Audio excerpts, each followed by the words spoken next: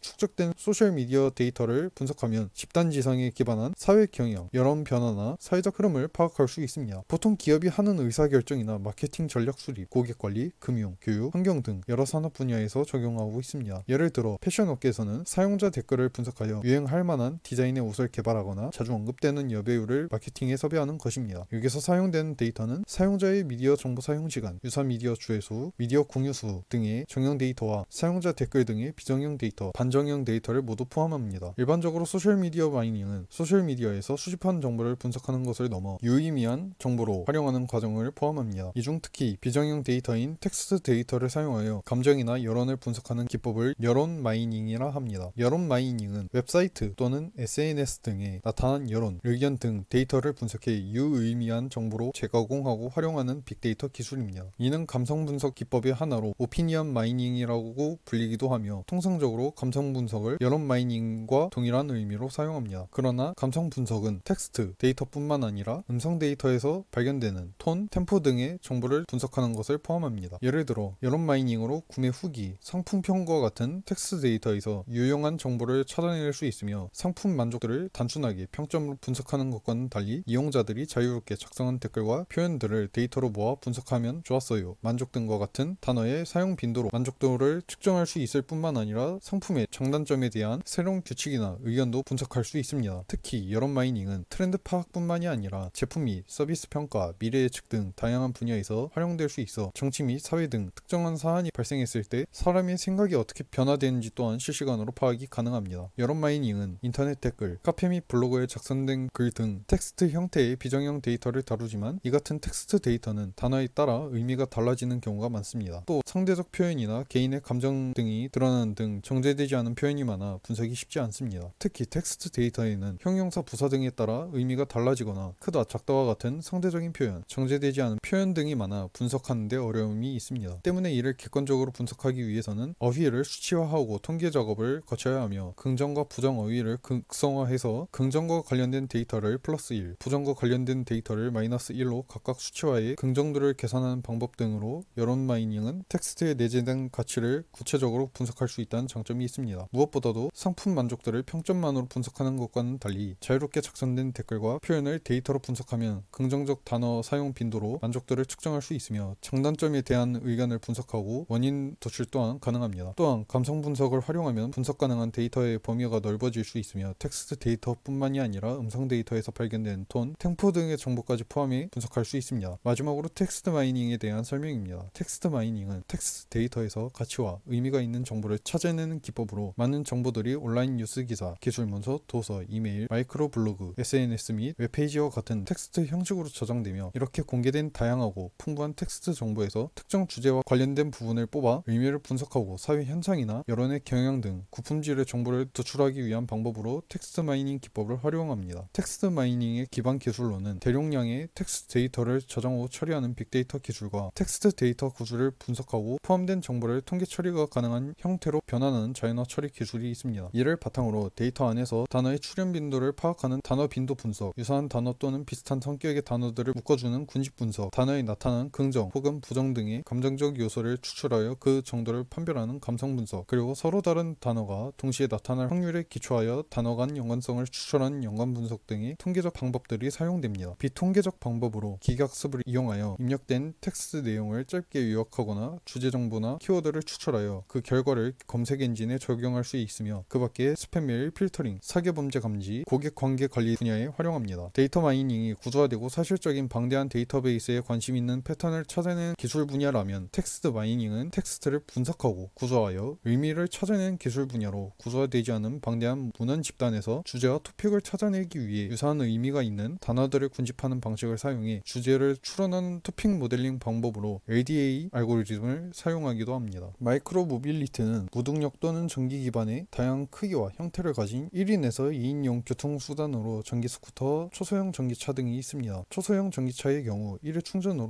50에서 100km의 거리를 주행할 수 있어 환경 친화형으로 주로 도심, 농어촌 등 다양한 환경에서 편리하게 활용할 수 있습니다. 또한 고령자, 장애인 등 이동 취약자도 쉽게 이용할 수 있어 교통복지에도 도움을 줍니다. 무엇보다 기존 3, 4인 차량을 혼자 사용하는 것보다 효율이 높기 때문에 이러한 마이크로 모빌리티는 미래 교통의 핵심으로 대도시화와 1인 가구 시대의 중요성이 높아졌습니다. 또한 현재 대도시에서는 교통체증이 심하고 주차가 어려우며 대중교통만으로 이동하기엔 한계가 있어 1인 가구도 증가하고 있어 마이크로 모빌리티가 주목받고 있습니다. 미국 도시교통관리협회에 따르면 매년 지속적인 성장으로 2010년에 32만 건에 불과하던 마이크로 모빌리티 이용 건수가 2018년에는 8,400만 건으로 크게 증가하였습니다. 카카오 모빌리티에서도 공유형 전기자전거 카카오티 바이크를 서울 성파구, 경기도 성남, 인천 연주구 등 전국에 4,000여 대 규모로 운영 중에 있으며 페달을 밟으면 모터가 돌면서 동력을 발생시키기 때문에 일반 자전거보다 편합니다. 또한 카카오티 앱으로 주변 자전거를 찾아서 타면 됩니다. 그러나 부작용도 존재하고 이를 악용하는 사례도 증가하고 있어 관련 제도도 정비되고 있습니다. 2019년 3월에 전기자전거가 자전거 도로를 통행할 수 있도록 제도를 개선하였고 2020년 12월부터 전동 킥보드를 자전거 도로에서 이용할 수 있는 등 개정 및 개선이 계속해서 진행되고 있습니다. 망 중립성은 데이터 트래픽의 종류에 관계없이 모든 사용자에게 동등하며 차별 없이 데이터를 제공해야 한다는 인터넷 생태계 운영 규범으로 통신망 제공 사업자는 모든 콘텐츠를 동등하고 차별 없이 다뤄야 한다는 원칙과 모든 네트워크 사업자는 모든 콘텐츠를 동등하게 취급하고 어떠한 차별도 하지 않아야 한다는 원칙이 있습니다. 망 중립성은 통신사가 망에 흐르는 합법적 트래픽을 차단하거나 지연하거나 우선 처리할 수 없도록 하며 이것은 이용자 정보 접근권을 제고하고 인터넷 콘텐츠 산업 성장과 이용자 후생 증진을 도모하기 위한 목적이 있습니다. 이는 망을 보유하지 않은 사업자도 같은 조건으로 망을 이용할 수 있어야 한다고 규정되어 있으며 이러한 망 운영의 근본적인 원칙으로 중립성을 보장하기 위해 비차별 상호접속, 접근성 등 세 가지 원칙이 모든 통신망에 동일하게 적용되어야 합니다. 이는 1990년대 초 미국에서 처음 언급되었고 유럽연합이 정보사회보고서에서 망 규제의 상호접촉 및 상호운영성을 요구하면서 망 중립성이 확산되었습니다. 한편 망 중립성은 OTT를 제공할 때 망에 대규모 트래픽을 발생시킨다는 점에서 이해관계가 상충되는 면이 있어 한국에서도 문제가 되었던 것은 KT와 SK텔레콤처럼 망을 제공하는 통신사업자가 특정 트래픽을 임의로 차단할 권리를 요청한다는 것입니다. 이는 특정 트래픽의 데이터 전송 속도를 얼마간 제한한다는 것도 포괄적인 차단 행위로 보이며 궁극적으로 관련 사업자는 망 이용 대가 등을 기준으로 삼아 통신 상품 및 서비스별 트래픽을 관리할 수 있는 체계를 발휘했습니다. 그러나 네이버와 다음 커뮤니케이션처럼 망을 사업의 바탕으로 삼는 사업자가 트래픽 제한에 반발하며 인터넷의 콘텐츠나 애플리케이션을 판매하는 사업자도 망 중립성을 보장하라는 데 뜻을 모아 인터넷을 열린 의사소통 공간으로 이해하는 누리꾼도 망 중립성 유지에 힘을 기울이는 추세입니다. 특히나 갈등을 해소할 열쇠는 망 성격을 명확히 규정하는 것에서 인터넷을 누구나 자유롭게 이용할 공공자산으로 볼 것인지 통신사업자가 망을 구축하기 위해 자금을 들인 만큼 재반 설비의 사적재산권을 얼마간 허용할 것인지가 관건이 되었으며 최근에 트위치 사태도 이러한 망 중립성의 망 사용료로 문제가 되었습니다. 때문에 통신정책당국과 정부의 신중한 규제 및 법제화를 다시 논의하고 개정하여야 합니다. 한국에서는 정부, 사업자, 시민단체가 공동으로 2011년에 망 중립성 가이드라인을 세운 후 2013년에는 합리적 트래픽 관리 기준을 제정하였는데 법제화보다는 약한 수준에서 망 중립성 규범을 정립하였습니다. 이후 망 중립성은 세계 인터넷 생태계에서 통용되는 기본 규범이 되었고 국제전기통신연합이 세계 195개국을 조사한 결과 2018년 기준 156개국이 망 중립성 원칙을 도입하였습니다. 이는 한국은 물론 일본, 프랑스, 독일, 영국, 캐나다, 칠레 등이 포함되었습니다. 망 중립성에 대한 글로벌적인 논의는 기술 진화와 관련하여 망 중립성 원칙의 변화가 필요하다는 의견도 제기되었으며 5G 통신 시대의 진입으로 망 중립성 원칙을 완화할 필요가 있다는 요구도 거슬렸습니다. 이유는 자율주행차, 스마트 팩토리 등 모바일 인터넷 이외의 융합 서비스가 등장함에 따라 각 서비스 최적화에 통신망의 차별적 사용이 불가피하기 때문입니다. 때문이며 하나의 망을 논리적으로 쪼개 각각의 데이터 서비스의 독립적인 네트워크 자원을 할당하는 네트워크 슬라이싱 기술이 주목받는 이유이기도 합니다. 이러한 제도는 미국이 제도 수정에 착수하였습니다. 2017년 5G 상용화를 목표로 망 중립성의 주요 원칙을 폐기하기로 하면서 당시 미국 연방통신위원회는 망 중립성이 5G 부문 투자 감소로 이어져서는 안 된다고 강조하기도 하였습니다. 매크로 금지법은 실시간 급상승 검색어, 댓글 등의 매크로 프로그램을 사용하지 못하도록 한 정보통신망 이용 촉진 및 정보보호 등에 관한 법률 이하 정보통신법 개정안으로 2018년 드루킹 사태를 계기로 정보통신법 개정안이 발의되었습니다. 이는 실시간 급상승 검색어, 댓글 등의 매크로 프로그램을 사용하지 못하도록 하는 게 목표로 개정하는 일명 매크로 금지법 또는 실검법으로 불립니다. 주 목적이 같은 작업을 짧은 시간 안에 반복하는 매크로 프로그램으로 여론을 조작하고 호도할 수 있다는 우려에 따라 발의되었으며 매크로 금지법 제3조의 2의 내용은 아래와 같습니다. 이와 관련한 쟁점은 부당한 목적에 대한 명확한 정의를 내리는 게 가능한지, 인터넷 기업에 검색어나 댓글을 관리하는 책임을 부과하게 되면 사전 검열을 피해갈 수 있는지 등이며 매크로의 부정 사용을 방지하는 조항은 기존 법률에도 존재하였으며 이는 아래와 같습니다.